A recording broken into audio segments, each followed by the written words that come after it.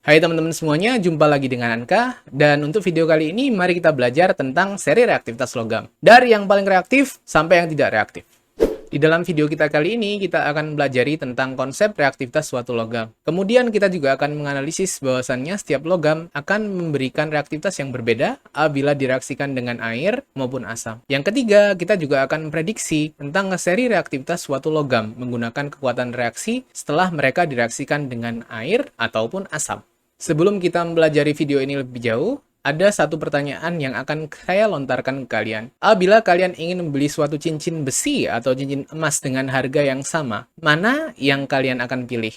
Dari pertanyaan barusan, pasti kalian akan memilih cincin yang emas, karena warnanya yang menarik dan pastinya anti aus. Tapi bukan itu saja alasan yang memberikan kalian kenapa kalian memilih cincin emas. Alasan yang paling tepat mungkin adalah susah berkarat. Sedangkan cincin besi itu mudah berkarat kan? Jadi di sini kita tahu bahwasannya kerentanan atau reaktivitas dari besi dan emas untuk berkarat itu berbeda. Pertanyaannya di sini adalah, bisakah reaktivitas itu diukur? Dan jawaban dari pertanyaan itu adalah bisa saja, karena setiap logam memiliki reaktivitas yang berbeda-beda. Misalnya kalium. Kalium bisa bereaksi dengan apapun yang kontak dengan logam tersebut, karena logam tersebut sangatlah reaktif. Apabila emas, maka dia tidak akan bereaksi sama sekali, karena emas itu adalah logam yang inert atau logam yang tidak reaktif. Jadi di sini kesimpulannya adalah setiap logam memiliki reaktivitas yang berbeda. Ada beberapa zat yang dapat mengukur reaktivitas suatu logam. Yang pertama adalah air, yang kedua adalah asam. Ada satu lagi yaitu adalah udara atau oksigen mungkin, tapi itu untuk penjelasan yang lain. Air digunakan untuk mengukur reaktivitas logam kelompok 1 dan 2. Karena logam-logam ini adalah logam yang paling reaktif. Sedangkan logam yang lainnya itu logam kurang reaktif ya. Misalnya kalian mereaksikan besi dan air. Oh, tidak akan terjadi reaksi apapun. Sedangkan untuk asam sendiri adalah salah satu zat yang dapat kita gunakan untuk mengukur reaktivitas suatu logam transisi. Perlu dicatat juga, logam kelompok 1 dan 2 terlalu reaktif untuk bereaksi dengan asam. Maka dari itu, kita harus menjauhi mereaksikan asam dengan logam kelompok 1 dan 2. Kalau misalnya kalian reaktifkan, pasti akan terjadi suatu ledakan. Bagaimana dengan oksigen? Untuk oksigen, sulit untuk mengobservasi karena sebagian besar reaksinya memakan waktu yang lama. Bisa berjam-jam atau mungkin berhari-hari. Seperti misal karatan pada besi.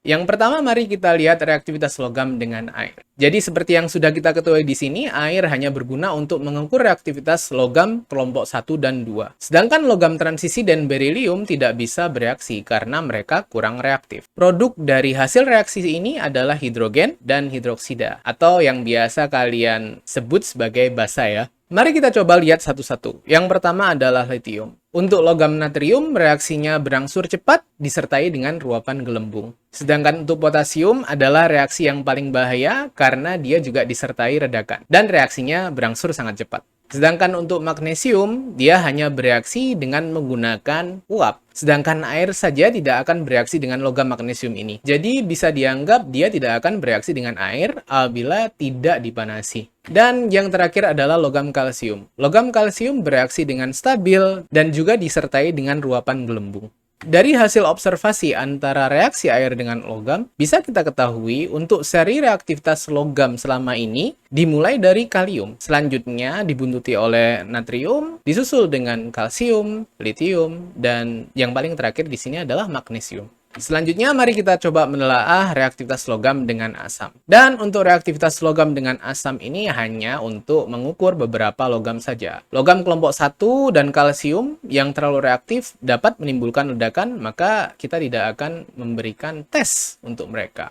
Untuk itu, asam hanya direaksikan dengan magnesium, aluminium, dan beberapa logam-logam transaksi lainnya, seperti seng, besi, tembaga, emas, dan perak. Dan perlu kita ketahui juga, produk dari reaksi antara logam dan asam adalah garam dan hidrogen. Untuk garamnya biasanya menyesuaikan dengan asam yang kita gunakan pada saat reaksi. Mari kita mulai dengan magnesium. Magnesium bereaksi secara kuat dengan membentukkan gelembung yang cepat untuk reaksinya dengan asam. Sedangkan untuk aluminium reaksinya berangsur secara stabil dengan ruapan gelembung yang tidak begitu cepat. Untuk logam seng sendiri, dia akan bereaksi secara pelan menggunakan asam yang dingin. Dan untuk besi, hanya terjadi pembentukan ruapan-ruapan gelembung yang biasa saja. Untuk logam seperti tembaga, emas, dan perak, mereka tidak bereaksi dengan asam sama sekali. Oleh sebab itu, kita namai mereka sebagai logam mulia. Dan karena hal ini, logam mulia merupakan logam yang anti-aus, sangat awet, dan tidak mudah karatan. Karena itu, harganya pun mahal ya. Dan sebagai rangkumannya, berikut merupakan seri reaktivitas logam yang sudah kita rangkum. Dimulai dari yang paling reaktif sampai yang paling tidak reaktif. Yang reaktif ada di atas ya, sedangkan yang paling tidak reaktif ada di bawah. Seri reaktivitas suatu logam ini tidak perlu kalian hafalkan ya. Yang penting kalian tahu mana logam yang reaktif, mana logam yang tidak reaktif.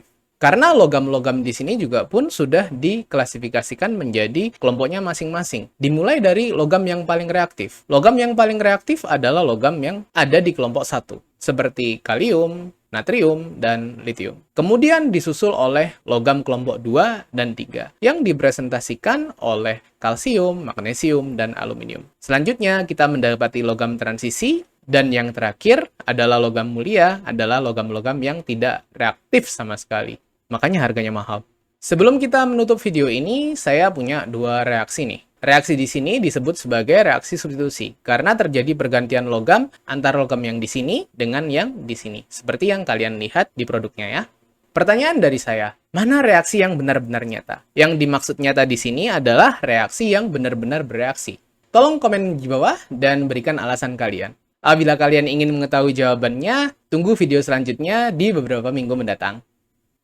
Dan itulah seri reaktivitas logam. Dan ternyata setiap logam memiliki reaktivitas yang berbeda-beda ya. Dimulai dari logam yang reaktif, yaitu ada kalium, sampai yang logam yang tidak reaktif. Yang direpresentasikan oleh logam-logam mulia, yang harganya sangat mahal tentunya. Like apabila kalian suka dengan video ini, dan jangan lupa untuk subscribe apabila kalian suka dengan konten-konten yang saya kerjakan. Saya Anka, undur diri, dan sampai jumpa di video-video selanjutnya.